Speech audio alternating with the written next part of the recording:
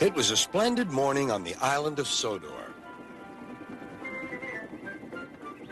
James was feeling very pleased with himself.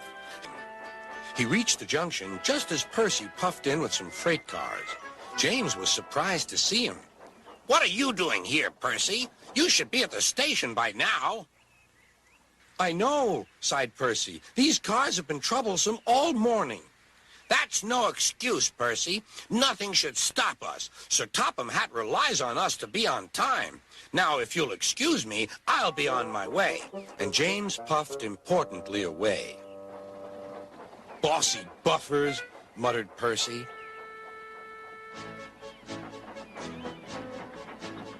James arrived at the harbor. It was market day. The harbor yard was filled with the sweet smell of fruit from faraway lands. The fruit was delivered in big ships. James watched as strawberries, oranges, melons, and bananas were carefully loaded onto his cars. Then he set off for the station on the main line.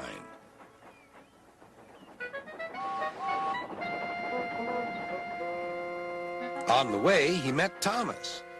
Really reliable. That's me, panted James. Pity the same can't be said for Percy. Goodbye.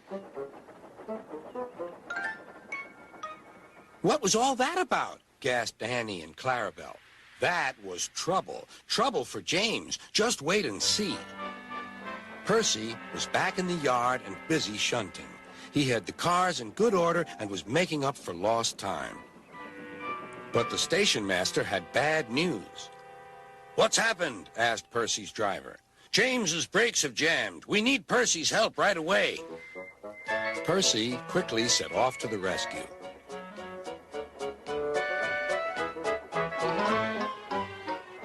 James was stuck on the line and looking glum. Percy couldn't help laughing. Got yourself in a bit of a jam, eh, James? A sticky situation? Be quiet. It's not funny having jammed brakes. And not very reliable either. I'm surprised you let it happen, James. Nothing should stop us engines. That's enough, Percy, said the driver. Can you push these cars? Of course I can. There's no time to lose. James has done too much of that already. James angrily hissed steam as Percy was coupled to the cars. Off we go, said Percy. I'll have to go fast to get there in time. Those big engines are so unreliable. Be careful, Percy, called his driver, but Percy was in a hurry.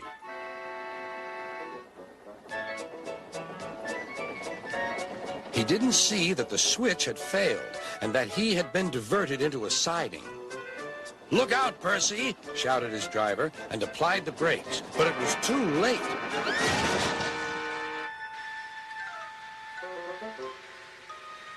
The driver and fireman had jumped clear, but squashed fruit squirted all over Percy.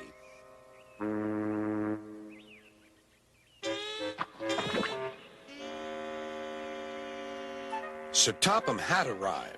Percy, you are not to blame for the switch failure, but I do not run a jam factory. Yes, sir. No, sir. And Percy squelched sadly away. That night, the shed was silent. James and Percy felt very sorry for themselves. At last, Thomas spoke. You know, he said to no engine in particular, there's more than one way to get jammed. We all learned that today. Still, there was silence. What's more, we also learned that sometimes when engines help each other out of a jam, things can still go wrong. So, said a voice, so that means we learned a lot today, and therefore... Then came a chorus. We're really useful engines after all.